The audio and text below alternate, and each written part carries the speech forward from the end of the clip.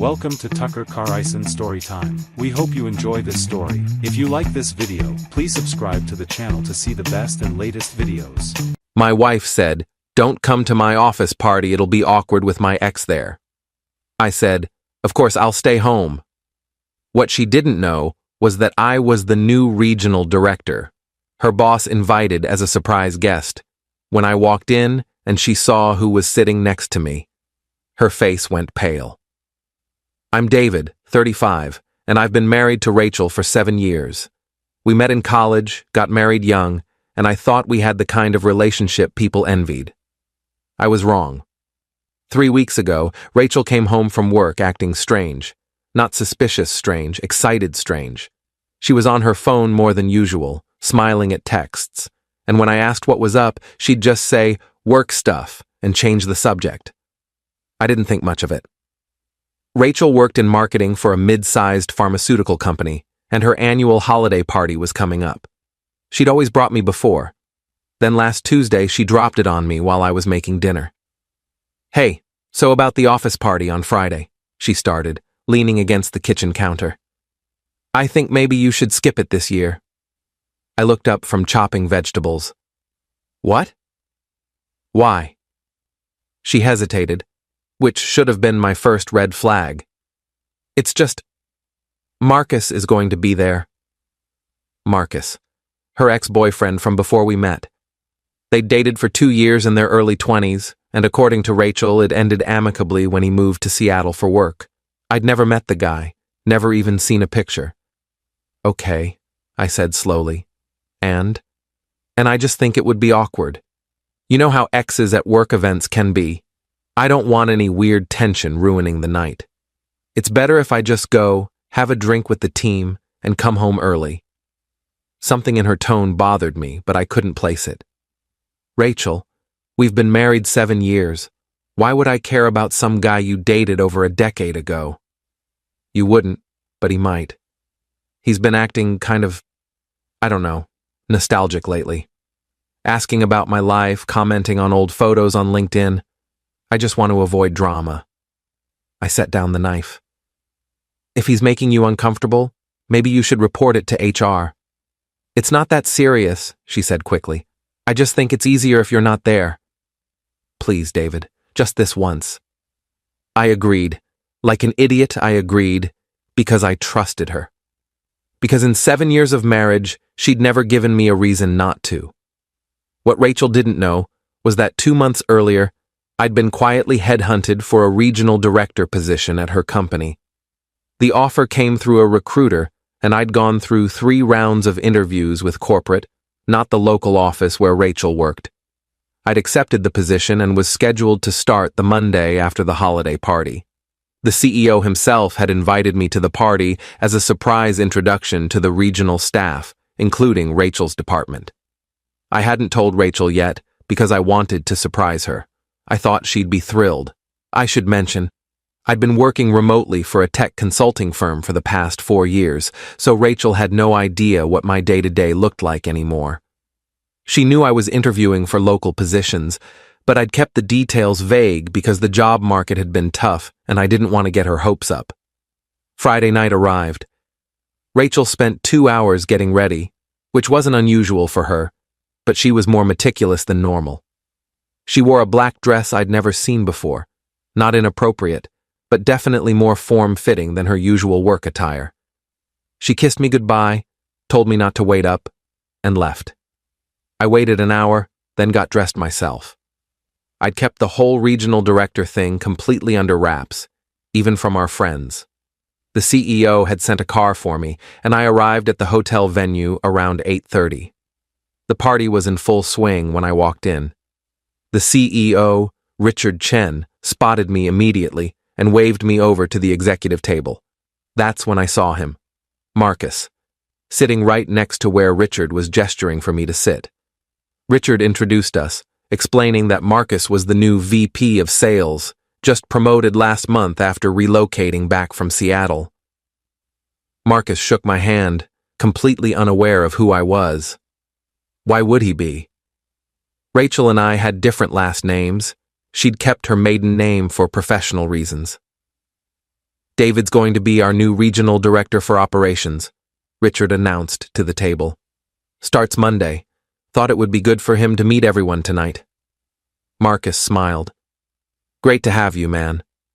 You're going to love the team here. Really solid people. I made small talk while scanning the room for Rachel. I spotted her near the bar with a group of coworkers, laughing at something someone said. She hadn't seen me yet. Then Marcus's phone buzzed. He glanced at it and smiled, before typing a response. Something about the way he did it made my stomach turn. Your wife here tonight? Richard asked Marcus casually. Divorced, actually, Marcus said. 2 years now, but I'm working on something promising. He glanced toward the bar and I followed his gaze, straight to Rachel. My blood went cold. Oh yeah, Richard said, oblivious to my reaction. Anyone I know? Marcus lowered his voice conspiratorially. Let's just say I'm rekindling an old flame. We dated years ago before she got married. Her husband's some tech guy who works from home, barely pays attention to her. She's been receptive. I don't remember the next few seconds clearly. I remember my hands gripping the edge of the table. I remember Richard saying my name. I remember standing up. And then I remember walking toward the bar with Marcus following behind me, still talking. Rachel saw me when I was about 10 feet away. Her face didn't just go pale. It went white, pure, bloodless white. Her drink slipped from her hand and shattered on the floor. David? Her voice was barely a whisper. Marcus stopped mid-sentence when he realized where I was heading. Wait, do you know... Rachel, I said calmly. I don't think you've met Marcus. Oh wait, I'm sorry. You have. He was just telling me about the old flame he's been rekindling. I turned to Marcus. The married one, with the tech husband who works from home. I watched the realization hit Marcus like a truck. His eyes went wide, flicking between Rachel and me. No, he said. No, you're David? Regional Director David, I clarified. Your new boss's new boss, actually, starting Monday. Rachel's co-workers had gone silent, forming an accidental circle around us. Someone had turned down the music. David, please, Rachel started, reaching for my arm. It's not what you think. Really? I pulled out my phone and opened it to our text thread. Because you told me to stay home so it wouldn't be awkward with your ex. But Marcus here just told me you've been receptive to his advances. Which one of you wants to fill in the blanks? Marcus held up his hands. Look, man, she told me the marriage was basically over. That you two were living separate lives and she was planning to leave. I looked at Rachel. Is that what you told him? Her silence was answer enough. We've been texting for 6 weeks, Marcus continued, apparently deciding honesty was his best play now. Since I got back to town. She said you didn't pay attention to her anymore, that you were always working, that she felt alone. 6 weeks, I repeated. So right around the time I told you I was interviewing for local positions because I wanted to be more present in our marriage. Rachel's eyes filled with tears. David, I'm sorry. I didn't mean for... We haven't actually done anything. It was just talking, just texting. I pulled up my phone again and called our cell phone carrier's customer service line. Put it on speaker right there. I need to add a line to my account for detailed text message records, I told the representative. All messages from my wife's number for the past 2 months. Rachel lunged for my phone. I stepped back. Sir, I can process that request, but it will take 3 to 5 business days, the representative said. That's fine. Please send them to the email on file. I hung up. Update 1. I didn't stay for the rest of the party. I told Richard I had a family emergency and would explain Monday. He looked concerned but nodded. As I left, I could hear Rachel calling after me, but I didn't turn around. I drove to our house, packed a bag, and went to my brother's place across town. He and his wife let me crash in their guest room without asking too many questions that night. Saturday morning, the text records came through. Apparently, I have a premium account, and they expedited it. I spent 3 hours reading through everything. It was worse than I thought. They hadn't slept together yet, but they'd planned to. Next weekend, in fact. Marcus had booked a hotel room. Rachel had told him she'd tell me she was at a work conference. The messages were explicit about what they wanted to do. There were also messages about me. Rachel complaining that I was boring, that I'd let myself go. I'd gained maybe 10 pounds. That I was more interested in video games than her. The video game thing stung because I'd taken up gaming on weekends specifically to give her space. She told me she needed alone time to decompress from work. There were also messages about finances. Rachel telling Marcus that I made good money but didn't like to spend it on experiences. Marcus promising to take her places, show her excitement. I'd been saving for a down payment on a bigger house. She knew this. We'd talked about starting a family next year. I forwarded the entire PDF to my email and my lawyer's email. Yes, I already had a lawyer. I'd called one Friday night. Sunday afternoon, Rachel showed up at my brother's house. My sister-in-law answered the door and told her I didn't want to see her. Rachel broke down crying on the porch, saying it was all a mistake, that she'd been confused, that she loved me. My brother went outside and told her to leave or he'd call the police. Monday morning, I showed up to my first day as regional director. HR had already heard about Friday night. Corporate moves fast when executives are involved. Marcus had been placed on administrative leave pending an investigation into workplace conduct. Apparently pursuing a co-worker's spouse violated some ethics clauses, especially when it involved a superior and subordinate, which we technically were now. Rachel had called in sick. Richard pulled me aside before the morning meeting. "I'm sorry about all this, David." "If I'd known." "You couldn't have," I said, "but I appreciate the support. For what it's worth, we're documenting everything. This isn't the kind of culture we tolerate." The department meeting was awkward. Everyone knew. Small office gossip moves at light speed. But people were professional, and we focused on Q4 goals and the transition plan. Update 2. By Tuesday, Rachel had blown up my phone with over 100 messages. I blocked her number and communicated only through my lawyer. She'd moved back to her parents' house. Her mother called me and actually apologized, said she'd raised her daughter better than this. Wednesday, Marcus was terminated. Not because of the affair exactly, but because during the investigation, they found he'd been falsifying expense reports and billing personal travel to corporate. The affair had just triggered the deep dive into his activities. He called me from a random number Wednesday night, drunk, blaming me for ruining his life. I recorded the call and sent it to my lawyer. Thursday, I filed for divorce. Pennsylvania has a no-fault option, but I filed fault-based on adultery just to make it clean. My lawyer said the text records were more than sufficient evidence. Friday, 1 week after the party, Rachel showed up at my new office. Security called me before letting her up. I told them to send her away. She waited in the parking lot for 3 hours until I left work, cornered me at my car. "David, please," she said. She looked terrible. Hair unwashed, dark circles under her eyes. I made a mistake. I was flattered by the attention. I felt invisible in our marriage, and Marcus made me feel seen. I was working toward a promotion so I could be home more, I said quietly. I was saving money so we could buy a house and start a family. I played video games on weekends because you told me you needed space. Every single thing you complained about to Marcus was something I was doing for us, or because you asked me to. "I know," she sobbed. "I know that now. I was stupid. I got caught up in the fantasy of it. You told him our marriage was over. You planned to cheat on me in a hotel next weekend. You complained about my body, my hobbies, my spending habits, all while I was trying to build a future for us. I'll do anything," she said. "Therapy, counseling, whatever you want."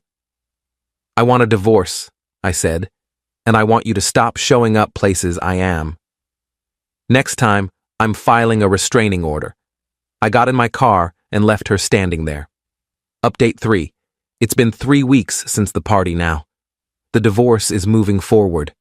Rachel's lawyer tried to argue for reconciliation mediation, but my lawyer shut it down with the text evidence. Rachel got moved to a different department at work. Corporate decided it was best for everyone. She's no longer under my regional oversight, which is good because I don't want to see her. Marcus moved back to Seattle. Apparently his ex-wife heard about why he got fired and revoked his visitation with their kids pending a custody review. Turns out he'd been cheating on her too, which she'd suspected but never proven until now. I ran into one of Rachel's co-workers at a coffee shop yesterday. She apologized for not saying anything sooner, but apparently Rachel and Marcus had been pretty obvious at work. Long lunches, closed-door conversations, lingering touches. Everyone had assumed I knew and didn't care. That hurts in a different way. The humiliation of being the clueless husband. My brother asked me last night if I felt guilty about Marcus losing his job. I don't. He lied on expense reports. He pursued a married woman while in a position of power. He would have slept with my wife if I hadn't walked into that party. Final update. It's been 2 months. The divorce was finalized last week. Rachel didn't contest it. She signed everything my lawyer put in front of her. I kept the house. Rachel took her car and half the savings. Her lawyer argued she was entitled to it despite the adultery, and I didn't have the energy to fight. I make good money now anyway. The regional director position has been intense, but rewarding. Rachel sent me a letter last week. Not through lawyers. An actual handwritten letter delivered to my office. I almost threw it away without reading it, but curiosity got the better of me. She apologized, said she'd started therapy and realized she'd been chasing validation in all the wrong places. Said she'd built up resentment over small things instead of communicating with me. Said Marcus had love-bombed her with attention and promises, and she'd gotten swept up in feeling desired again. She ended it by saying she hoped I found someone who appreciated me the way I deserved, that she'd always regret what she threw away. I filed the letter away. Maybe someday it'll matter to me. Right now, it doesn't.